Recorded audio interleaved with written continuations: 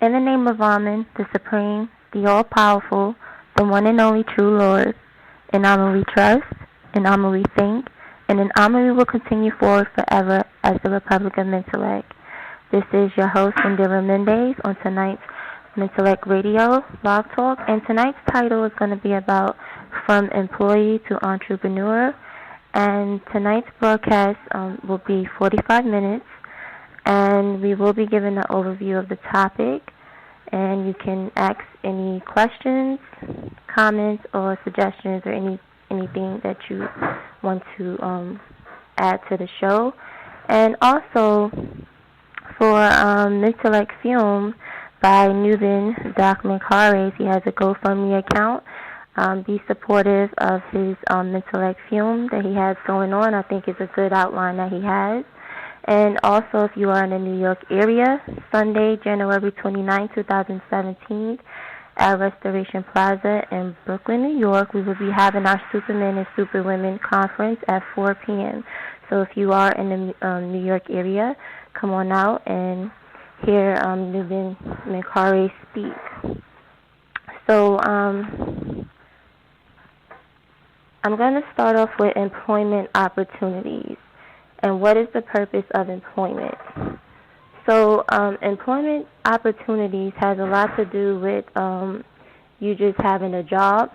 And usually jobs are, dependent on the employer and also dependent on the employee's term of how long they will be on the job.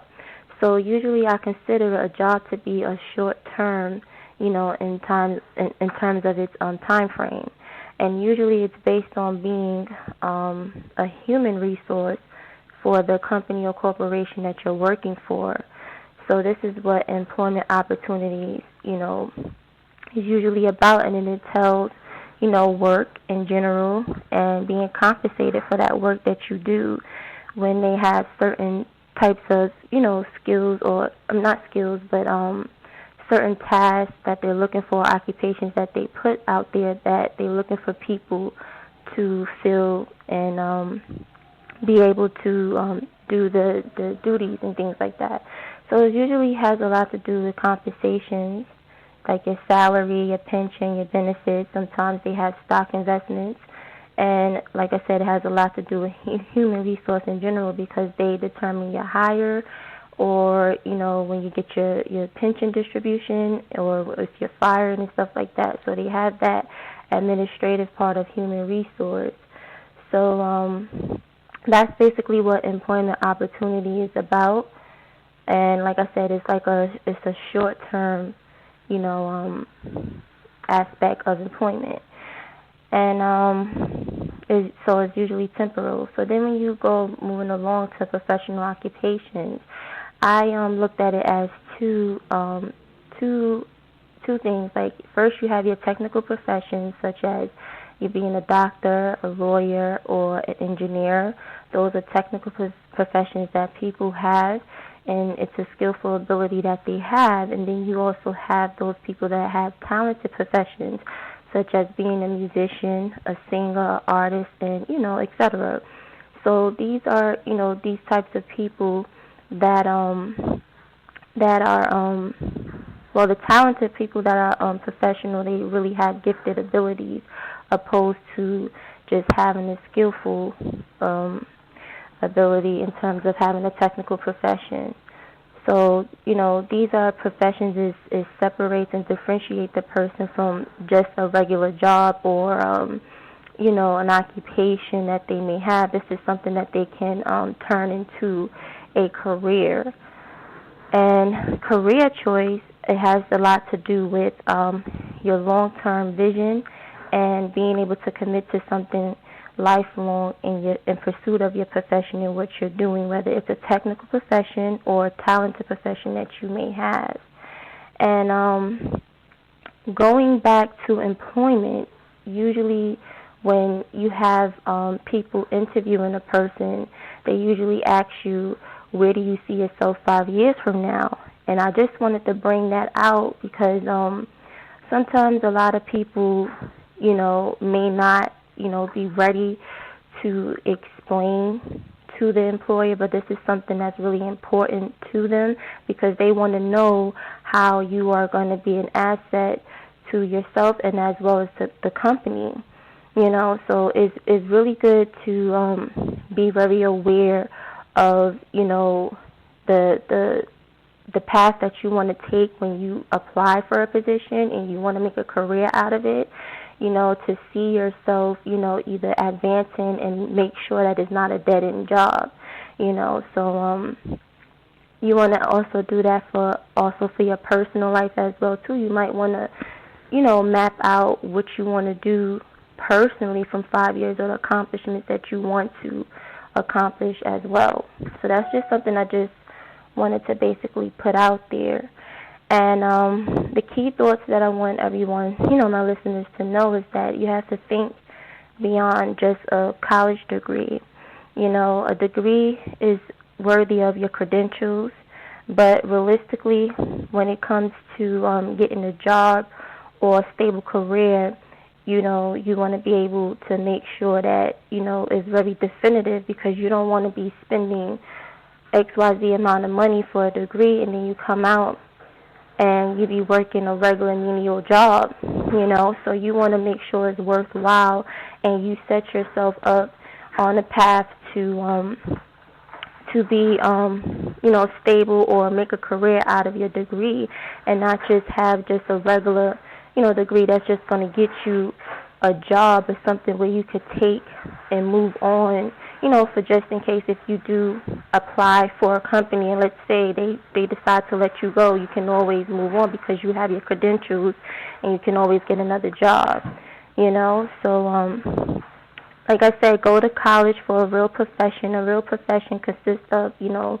just examples of becoming a doctor, a lawyer, engineer, or anything like that. Those are real professions that you can actually, benefit from.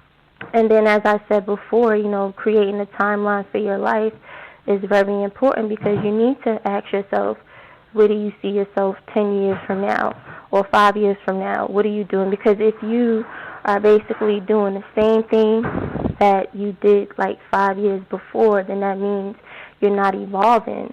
So it's really good to reflect on how you want to progress in your life and move forward, and especially when it comes to employment or just a career choice. So a career is basically something that you're going to be committed to lifelong and be in pursuit of. And employment, that just is like a revolving door. You come and go.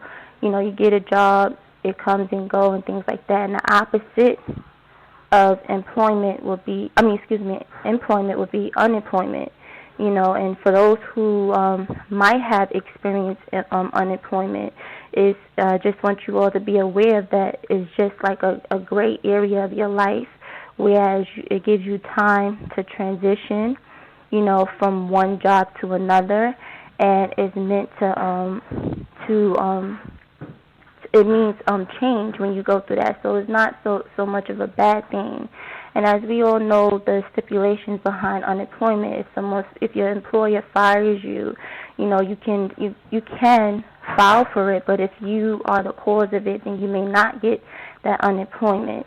But usually if you're laid off or anything of that sort, you can apply for, unemployment and things like that. And that's just, it's almost like a cushion to get you, to move you forward to a next position and not just to, stay there, So that's my thoughts on the purpose of employment. It just consists of employment opportunities, the difference between that and your professional occupation and making a solid career choice. Okay, so now my next thing I wanted to talk about for those who may be retiring from their job, is about the retirement and the plan. Okay, so what's next after retirement? We all know that once we retire, we all looking forward for our pension. That's your 401k plan. Your pension is basically meant to sustain you in your daily living, and it's not just your lifestyle. So usually you will have to work on another stream of income. And working on another stream of income doesn't mean you just go find another job after you just retired from one. Finding other streams of income is where you can either, get into, a skill or something like that, learn a skill like sewing or gardening, or just getting into like childcare, or, for guys that are also retiring, like you can get into carpentry or whatever it is like you are good at, and you have a skill for doing, those are ways that you can have or be able to develop other streams of income, So another thing too is continuing to keep network and stay in contact with your friends and family and coworkers. And I say that because a lot of times when people retire, they get, lackadaisical. They feel like they don't have a purpose because they stuck in that whole routine of either a 9-to-5 job or just going to work, home, going to work, home, work, and things like that. And now that they're not working anymore, it's just like they feel like, a lack of value for themselves. So what I would say is when you network and you stay in contact with, like I said, your friends, family, and your coworkers, it's a good thing because they will keep you inspired and make you feel relevant opposed to you feeling irrelevant now that you're not working. And as I said, the third thing is to become proactive. Proactive is when you feel in that sense of not having a purpose with life, just reflect on, your life and what you want to do. You might want to travel if you have the opportunity and the money to do so. So doing those things after you retire or getting into a skill or business, something that you can, benefit from and be able to develop a stream of income is good. And with that being said, I'm going to... Okay, so becoming an entrepreneur, it's about making use of your ideas. Becoming an entrepreneur, as I said, is making use of your ideas. And if it's a moneymaker, go for it. And what I wanted to talk about, the power of being your own boss, is that you're in control of your own time, your energy, and your money that you're going to make. You can determine all of that when you launch out to be your entrepreneur, being an entrepreneur. And you'll be able to build up rapport with your customers or clients, and it's all based on your level of communication, your influence, and your credibility that you have with them and their interest, and it's all about you getting their trust. So when you're able to do that and you build up rapport with your customers and clients, that's a great thing. And then it's also you'll be able to enjoy doing what you love and love doing what you enjoy. So if it's a business that you really feel passionate about and you're doing it and you like it, the only thing that can really happen is that it is understandable that some businesses go through its ups and downs, but you will be able to flourish and you become very prosperous when you stay on that path, because then that means you're going to put all the sacrifice, the blood, sweat, and tears, and starting whatever it is, that you can make a business out of. So the key thoughts is you have to pay the cost to be the boss and be willing to sacrifice your blood, sweat, and tears. And I don't mean sacrificing your pride or your dignity or your soul or your moral judgment. I'm just saying just putting, the work that you're going to put in, the money you're going to spend, the ups and the downs of starting your business. That's what I mean. And a business will never be successful without a business plan. And the only way you can see if it's going to work out, whatever idea that you have and you think it's a moneymaker, is if you take the time to write out a business plan. Okay? And then moving along, being a business owner. Okay? Do it really cost to be the boss? Absolutely. You understand? It really do cost to be the boss. Like I said, when you have a business plan written out, it's like a blueprint of how your business is going to be successful. And then when your business expands, you can be able to hire employees and you have to be able to pay those employees and have certain benefits for those employees that you hire. So it's a lot of work and effort, and you have to make sure that before you hire, any employees, that you are the master, that you mastered whatever it is that you have in your business. So let's say, for example, you are a woman and you have a sewing shop. You want to make sure before you hire, any employees, that you can master everything that you're looking for in terms of, the task that is at hand for the employees that you're looking for. So that way, if push comes to shove, you hire someone and they decided that they didn't want to work for you no more, it may be an overload to pick up where they left off, but you will be able to manage and be able to do whatever it is that you had, the task that you had set out for them. So you have to be the master of whatever it is that you are doing before you hire anyone when you have a small business. You understand? And then the third thing that you have to be concerned about is your tax deduction. It's no way to get around the tax deduction. What I would say, and the proper thing to do, is when you have a business and it's registered, always hire an accountant that will give you an estimate of the tax amount that you may have to pay back in taxes or whatever it is, so that way you can be ahead of the game when you managing your finances. So business plan equals success, and you want to keep in mind that before you hire any employees, that you can master whatever it is that you hiring them to do, and then tax deduction, even if you have to find out information about that or, gather information, do it, but, it's always good to have that at hand. And with that being said, I'm going to be playing James Brown, The Boss.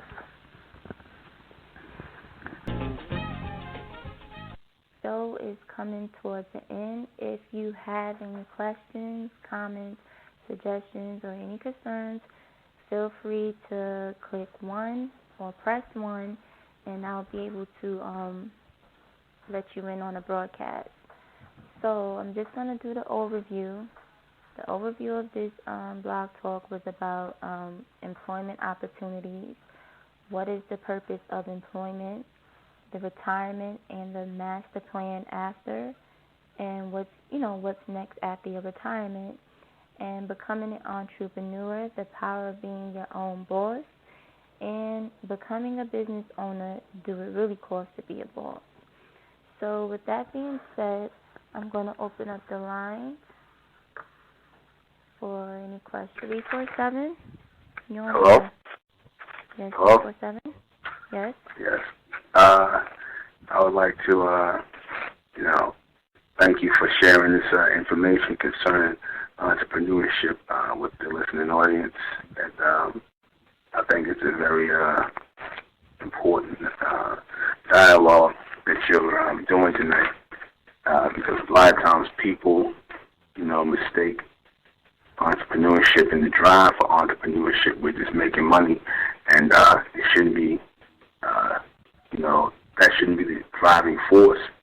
And becoming an entrepreneur, more than, the desire to be independent, the desire to hire your own kind, your people, and do it for your people, and basically extending yourself creatively in whatever profession you choose to take up. These are the things that, should ultimately drive your entrepreneurial mindset. So. Okay. Also, now that you called in, I know that you have a business of your own, a water business that you have. That's correct, right? Yes, it is. Bright beverage company. We deliver glass gallon waters of alkaline mineral water to to shut-ins and people, and who would like water delivered to them and want that glass gallon experience, and not having to drink out of plastic and things. We also do small plastic, PET plastic, which is really good container, for certain stores we service. Okay, so what I really basically wanted to ask you real quickly is about when you came about the water business, like what made you come about, all of this? Like, it seemed like mm-hmm.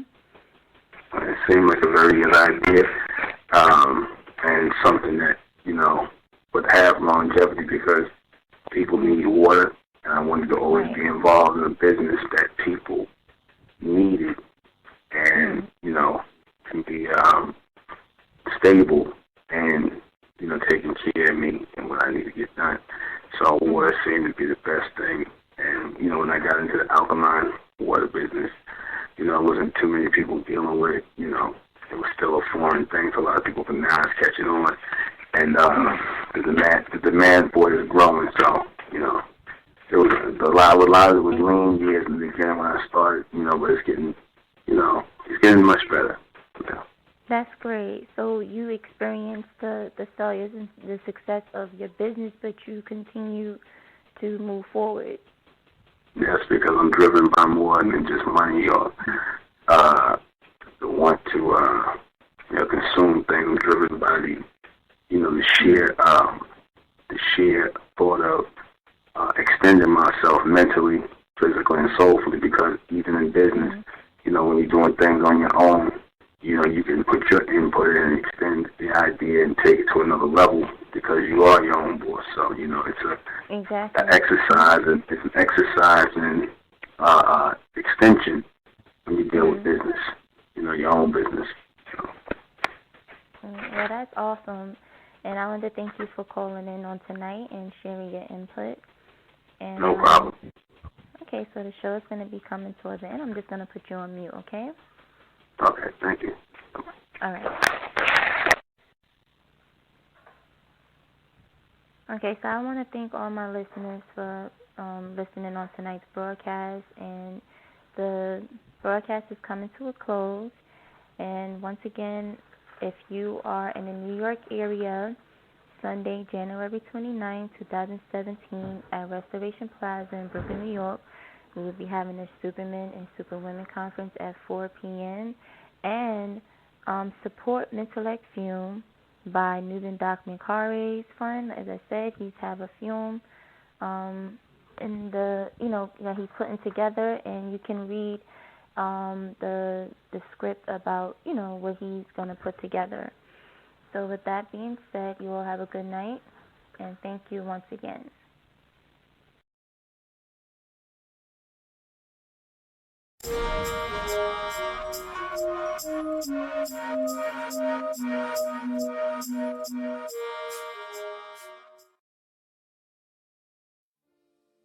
It's the Republic of Mentellect, rising out the black race to the white race, out the black race to the white race. It's the Republic of Mentellect, black race to the white race. If it's hell, and then it's hell us. They tried everything just to spell us. Fed us religion, gave us fake gods. Through all of that, we beat the odds. Now we coming together under one flag. Colors red, gold, and blue. Superman, Superwoman, that's me and you. The infinite capabilities that we can do.